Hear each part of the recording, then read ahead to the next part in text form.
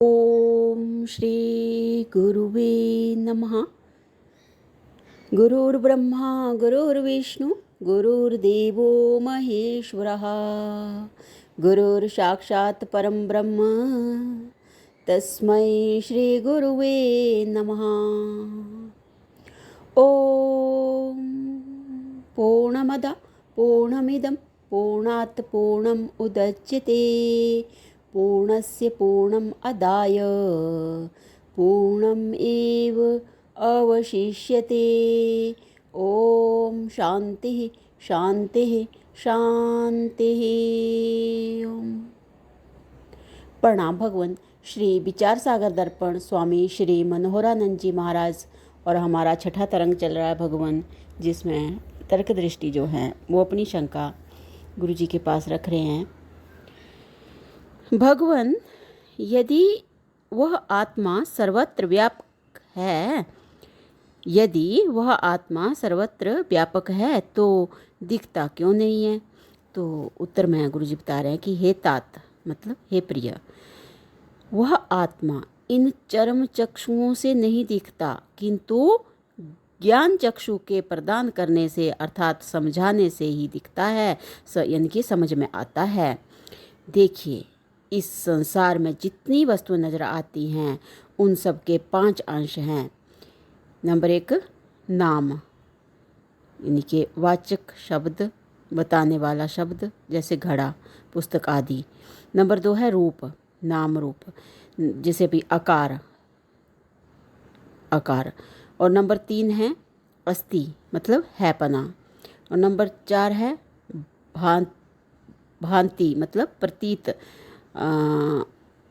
प्रतीत मतलब अथवा ज्ञान।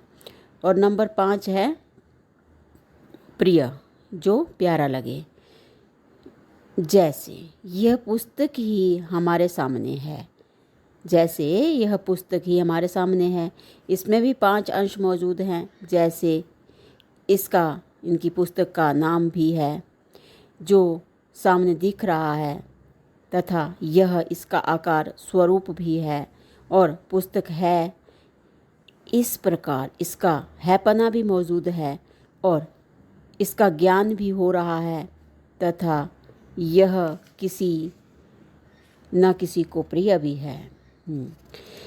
इसमें पहले वाले जो 2 अंश हैं, इनकी नाम रूप, वो जो हैं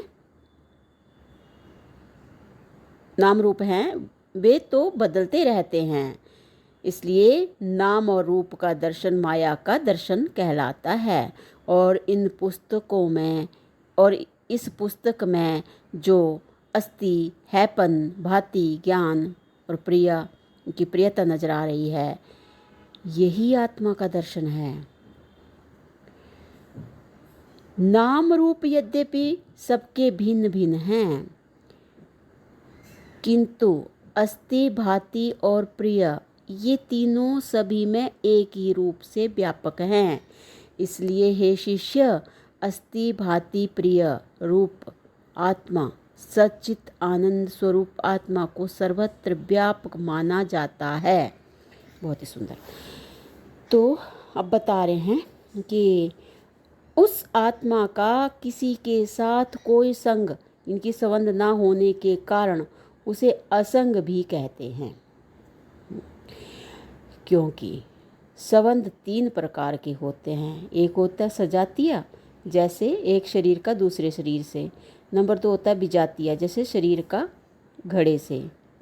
और नंबर 3 होता है स्वगत, जैसे शरीर का अपने जो अंगों से, इनकी अवयवों से।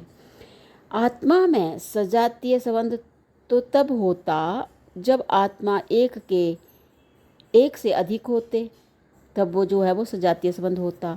और विजातीय संबंध तब बन सकता जब आत्मा से विजातीय अनात्मा कोई सच्चा होता, किंतु अनात्मा तो कल्पित है। उस कल्पित अनात्मा का आत्मा से विजातीय संबंध भी नहीं बन सकता, और स्वगत संबंध भी तभी सिद्ध हो सकता जब आत्मा के कोई अवयव होते, किंतु आत्मा तो निरअवयव है। अतः स्वगत संबंध भी नहीं बन सकती, अतः स्वगत संबंध भी नहीं सकता। इस प्रकार जब आत्मा का किसी के साथ कोई संबंध, इनकी संग ही नहीं बन सकता, तो इससे सिद्ध होता है कि आत्मा असंग है। इस प्रकार हे शिष्य, श्रुति सम्मत युक्तियों से सिद्ध किया हुआ सच्चित आनंद ब्रह्म रूप जन्मादि 6 विकारों से रहित और असंग जो आत्मा है वही तू है, अर्थात वही तेरा असली स्वरूप है।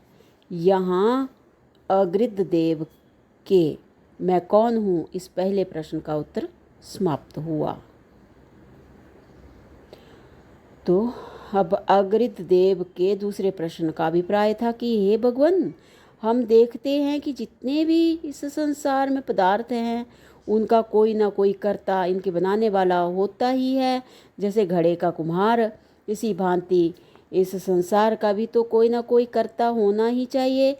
अतः कृपा करके बताइए कि संसार का कर्ता कौन है। तो इस प्रश्न को सुनकर स्वपन वाले गुरुजी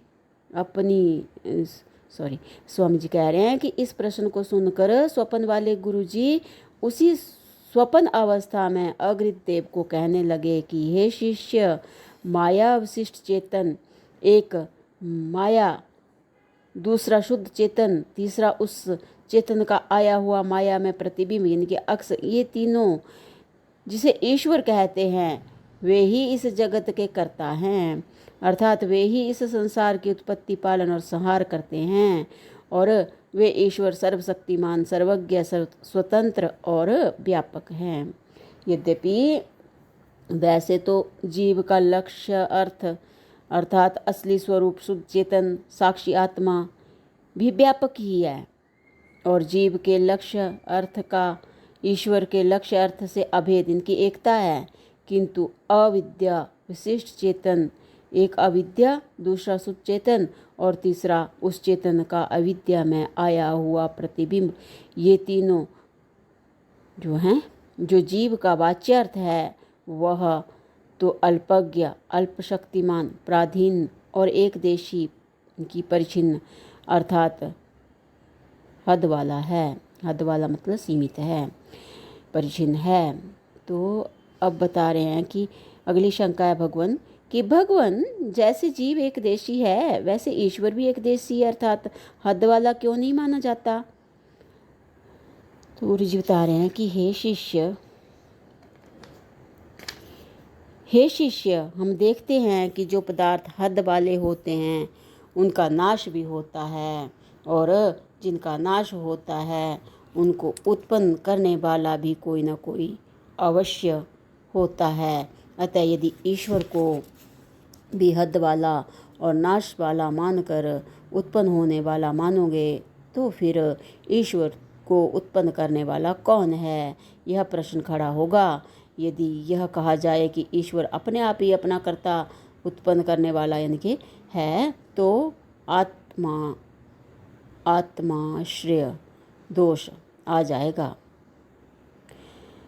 क्योंकि कोई अपने आप ही अपना पिता उत्पन्न करने वाला नहीं बन सकता, जिसको बोलते हैं आत्माश्रय दोष। तो भगवान, इसकी जो विस्तृत व्याख्या है कि भाई ईश्वर एक देशी नहीं किंतु व्यापक है, इसकी विस्तृत व्याख्या जो है वो हम अगले सत्संग से कंटिन्यू करते हैं। प्रणाम भगवान। ओम शांति शांति शांति। ओम।